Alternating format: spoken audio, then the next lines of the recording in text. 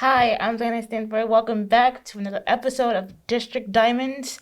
Today I'm interviewing Judge Vann. Judge Vann, may you please tell us a little about yourself? Hi. First of all, I just want to thank you, Zayana, for having me with District Diamonds Media. I'm so happy to be here. It's a great opportunity for me to let those who don't know who I am. I'm Judge Dawn Vann. I've been a magisterial district judge for the past 14 years. I serve in the city of Chester. I am the first African American lady judge in all of Delaware County, ever, any type of judge. And I'm the first lady judge, African American lady judge, here in our fearless city of Chester. So it's just a great honor. It's a privilege. But I'm sure you've heard the saying, too much given, to whom much is given, much is required. So it's been a challenge as well as a reward in being the first African American lady judge. I serve in a particular area in the city of Chester. We have 3 judges in Chester. I serve in the east area as well as the middle as well as the west end. So my area it's multifaceted. I hear many different types of cases: criminal cases, traffic cases, civil cases, and just being able to serve in our city. Being born and raised here in the city of Chester is just a great opportunity. It's the biggest form of giving back. So I have a few questions for you. Okay. One of them was, what was one of the hardest cases you did?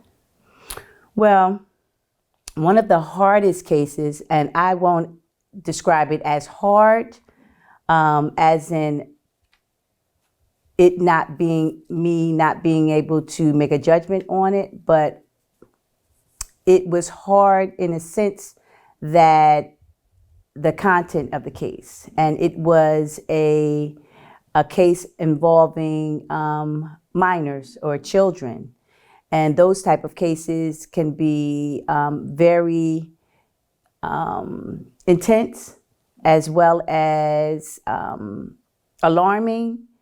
And one of my first time hearing those type of cases that involve children, they can be disturbing. So I would not say that it was hard, but just somewhat just hard to hear the information, that the contents of the case. One of my other questions was, do you remember one of your first cases? If so, what was it? I absolutely remember one of my first cases. One of my first cases involved, it was a shooting, and the shootings involved minors. And it was the first time that I was going to make a decision on a case such as that. Now, why it was interesting, it was because listening to the information, I could only think about that student who was accused as well as the student who was the victim. So in looking at both sides, what the common denominator was that they were both students. And so I was often, during the hearing, I was often just looking at both of those. They were gentlemen, they were boys, young men. And I can only think about what was going on in both of their minds, one being a victim and one being the actual shooter, alleged. It was hard in a sense in seeing that they both come from the same community. However, one ended up doing one thing and one ended up on one side of the law, the other one ended up on the other side. So that was one of my first cases, and I'll never forget that because it just challenged me to have that thought process coming from the same community. However, one is doing one thing and the other is doing another. So that just made me think about the challenges that were ahead and what needed to be done in the community as a whole, so that those issues that needed to be dealt with, to have the one gentleman on the one side of the law and the other gentleman who was actually the victim, there are things that should be put in place to assist actually both students. So that was my first case, and it was really, really, really interesting. And when I made my last ruling, when I made the ruling on it, the courtroom, there was an uproar because family members were there. And so, some didn't agree with my judgment and some did. So I'll never forget that case. My other question was, what subject in school was your favorite? Well, in school, my favorite subject we had speech. So I'll never forget my speech teacher. We had speech communications, and I always liked to talk. So, but I'm also somewhat shy. So, but once I began to speak and begin my speech, whether it was impromptu or spontaneous or extemporaneous, whatever type of speech it was smooth sailing. So that was one of my best subjects, my favorite subjects. To follow with that question, like, I'm trying to think how to say it. Like, what group did you belong in? Like a shy group, like the popular kid? Okay. What group did you belong in? Well, I was very active in from elementary to college. I was a part of the dance team. I was in the band. I played the trumpet. I've been playing the trumpet since third grade. I was a cheerleader throughout my whole tenure from elementary to college.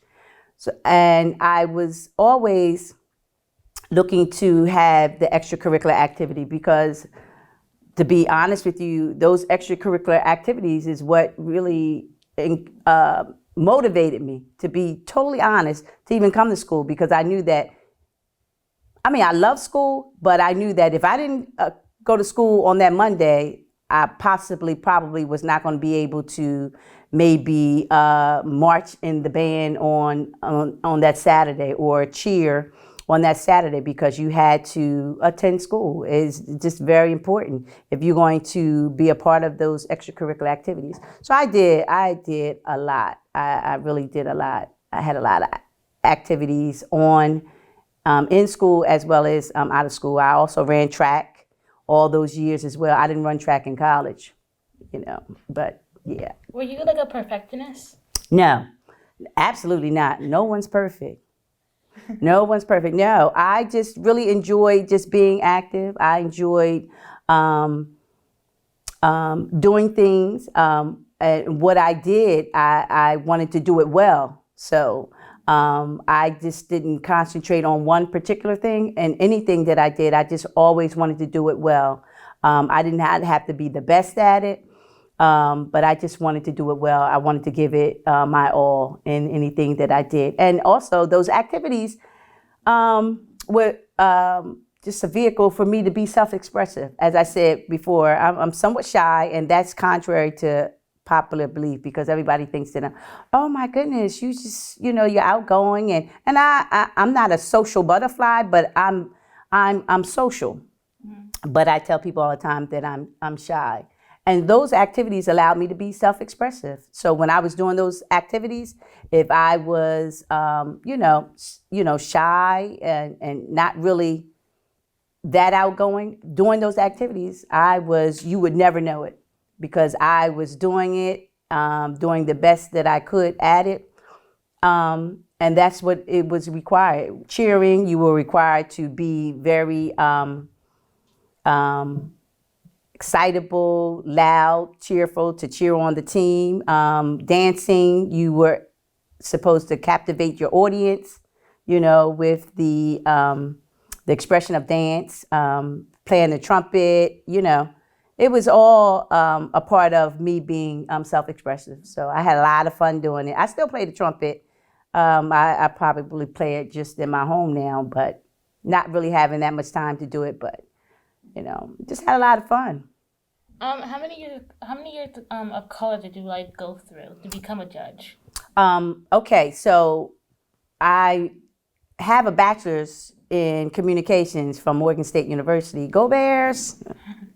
But as a magisterial district judge, and this is very important to know, you do not have to have a law degree as a magisterial district judge. Really?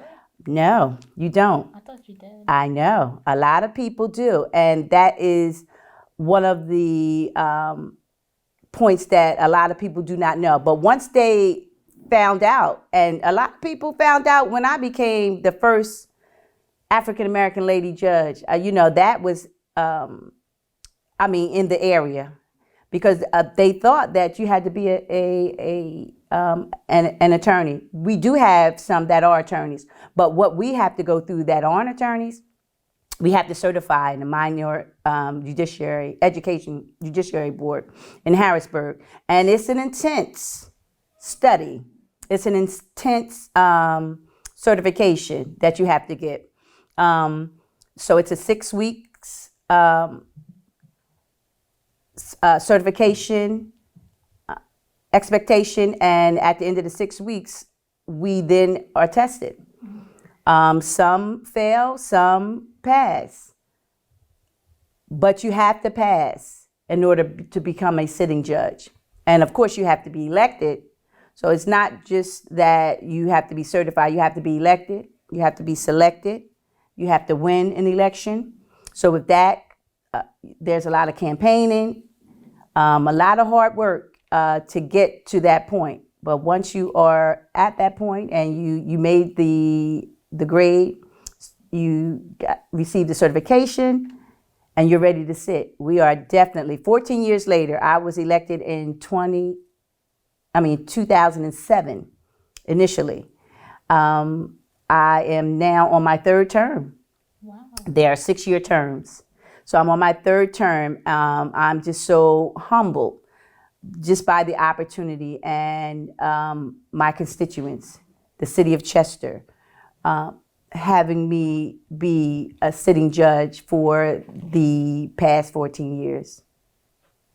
One of my other questions was, which award was your favorite, or awards? Mm-hmm. What's your favorites?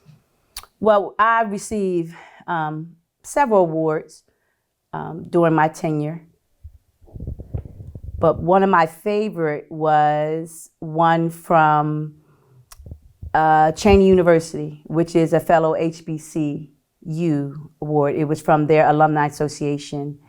And just to receive an award from that historically Black college was just an honor, that they recognized me as being the first African-American lady judge. And it's really not enough to say that you are the first, because with the first comes a heavy load, because you're setting the bar and you're setting the standards. And so having that recognition was just, I really appreciated that award. It's one of my favorite. I appreciate all of the awards, but that was just one of your favorites. Yes. Favorites. Yes. To go over that question, which award, like any award, did you get that was like very unexpected? Okay. I received an award from my classmates.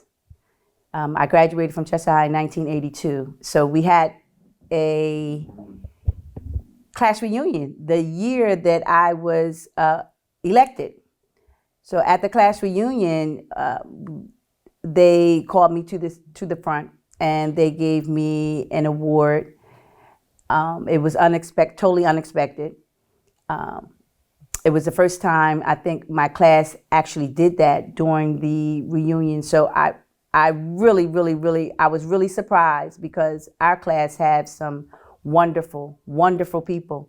but they chose me at that particular time to give me that award, and recognizing me, and them being proud of me being the first African American lady judge in all of Delaware County and in the city of Chester, and being being a member of the mighty class of 1982. We have a thriving class. We have a great class. We're one of the greatest class in Chester High School.